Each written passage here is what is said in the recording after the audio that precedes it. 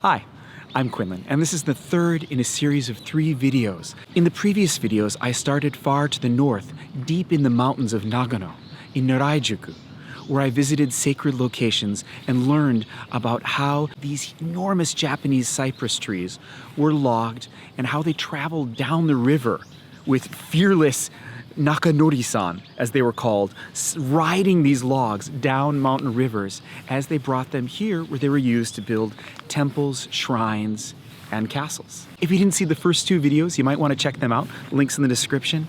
Of course, if you're mostly interested in castles, then you could just watch this video because we're all about castles today.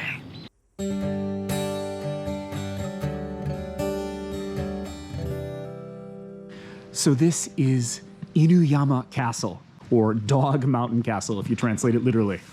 Inuyama Castle is one of only 12 castles in all of Japan that is still original. The original structure dates back 400 years.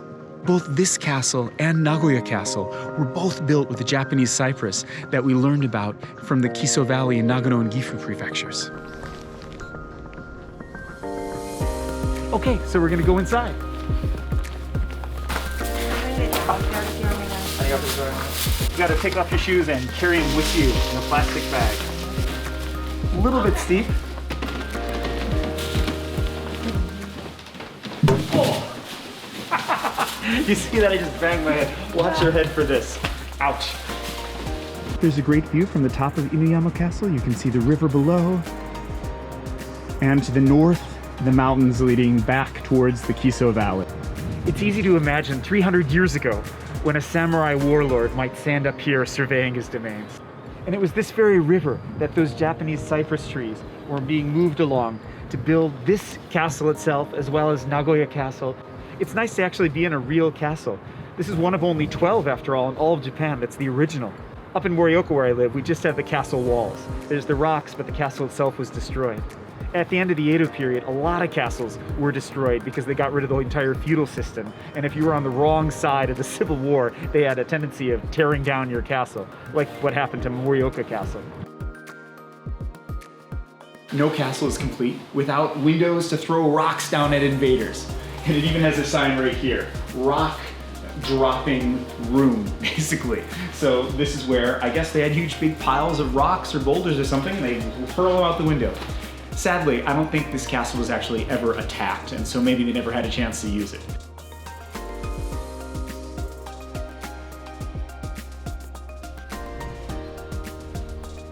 I want to talk about the beginning of the Edo period and the 3 great warlords who unified the country and allowed for the 250 years of peace that followed. Without getting into too many details, there's a neat sort of story that I've heard a few times from different Japanese people to explain the different characters of these 3 warlords, these 3 great shogun, those being Nobunaga, Hideyoshi, and finally Ieyasu. The way that Japanese people explain the differences in their personality is by saying how each of them would get a bird to sing. So if there's a bird that you want to sing and it's not singing, it's said that Nobunaga would say, if it's not singing, kill it. Hideyoshi would say, well, if the bird won't sing, I'll make it sing. Whereas Ieyasu would say, if the bird won't sing, I'll wait until it sings. So it's fitting, perhaps, that it was the one who had patience and was willing to wait that ended up succeeding in unifying the country in what amounted to more than 250 years of peace. Nagoya Castle was built to be near impregnable. And yet, sadly, because it was built at the beginning of the Edo period, no one ever dared attack it. The time when Nagoya Castle was used was the Edo period, which was 250 years of total peace. So I guess that's a good thing, not a bad thing, but I wonder if the architects would have been disappointed to know that all of the care and time they took into putting all of these defenses was never tested. Sadly, Nagoya Castle was destroyed during World War II. It was rebuilt afterwards. The main castle itself is kind of a reinforced concrete building with an elevator, etc. But some parts of it were rebuilt using the same materials, using ancient techniques. So this building here has the same cypress wood using the same ancient techniques to replicate it.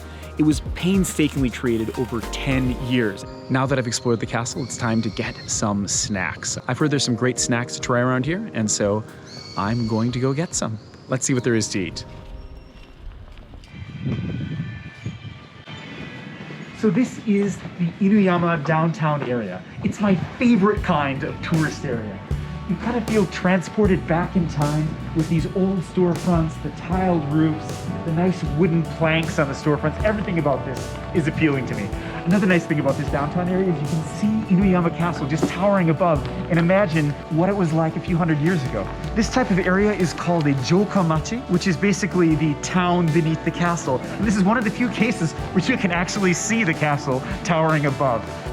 Now, I'm told that there's some great things to eat around here, and so I am going to hunt down both Gohebuchi as well as some sort of, what do you say, fermented daikon ice cream is what I'm told. I'm gonna find out what this is. It sounds very mysterious. I'll let you know my honest opinion on how it tastes.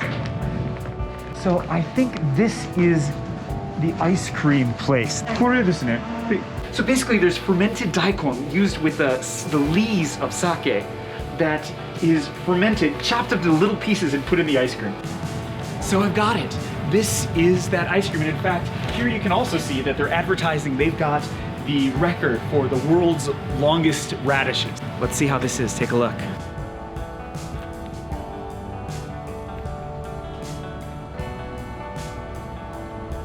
Oh, it's subtle. It's got a subtle sort of savory quality to it. It's really good though. It tastes pretty much like vanilla ice cream. It's just got this bit of tangy, almost salty savoriness that's actually really nice. You hear fermented daikon ice cream and it sounds like, yeah, maybe I'll take a pass, but actually, this is really good. I think pretty much everyone would like this. All right, excuse me while I devour this. I'm here at a specialty shop for Inuyama Dengaku.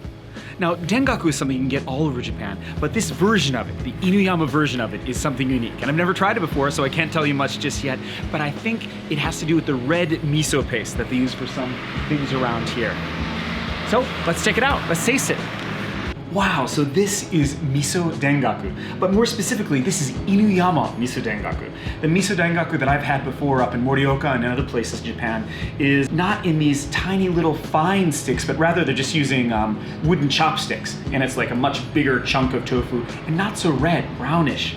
And I just read about the history. There's a sign up here that says the history of Miso Dengaku dates back to the Heian period, nearly 1,000 years ago, when there was a festival back in those days to pray for a bountiful harvest. Men on stilts would go into the rice paddies and dance around, basically, to pray to the appropriate gods, I would assume, for a bountiful harvest. And the shape of this, because it's on stilts kind of, is like one of these men doing that festival, and that's why they're called Dengaku. I think most Japanese people don't really think about what the kanji mean, it's just a sound. But Dengaku is field, like rice field, and Gaku is fun. So it's literally field fun tofu. So having fun in the rice fields, and that was the name of this festival. All right, so here we go, enough talking. It's primarily savory, and I believe there's garlic in here as well, but it's got almost a sweetness because the miso has a subtle sweetness to it as well, and there's a little bit of, I think they said daikon leaves on top of this. It's really quite exceptional, and this came as a whole set, so I'm not just eating these. I've got a bowl, some pickled daikon here, bowl of, oh wow, rice with more little green daikon leaves mixed in. And of course, we're in Japan, and so I've got some soup. I thought it was gonna be miso soup, but it's not. It's a clear soup. This is fantastic. I'm here now for my second local delicacy, Gohebuchi. This is something that is popular all along the Nakasendo, and I did try it the other day up in the Kiso Valley, but I've heard that the kind you can get here near Inuyama Castle is totally different. So look at this. Wow. It's that nice, sweet, almost savory miso, but it's nice and small and bite-sized, and the rice is so hot, and it's got this subtle crunchiness to it.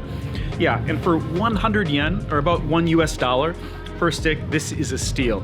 If you come here, definitely try and check out Gohebuchi. It's fun to imagine that 300 years ago, when these travelers were making the trip from Kyoto up to Edo or the other way, that they would be eating pretty much the same thing. I guess some things don't change. This is the place I was looking for that's famous for monaka. It would seem in eating the man's work is never done. I'm on a mission to eat just about all the local specialties here in Inuyama-cho, and I could not miss the monaka then. So what is monaka? Monaka is a type of wafer. The way I've heard of it most is if you go to a convenience store, you can get these sort of ice cream sandwiches with these hard, crunchy wafers and vanilla ice cream and sometimes chocolate inside. And so it's similar to that, but what we have here in this traditional shop, which has been around in one form or another since the Edo period, 150 years, is in the shape of Inuyama Castle. Look at this.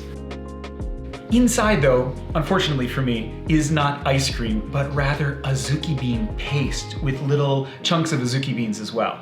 So I'm gonna give this try and take a bite out of the castle that has never fallen before.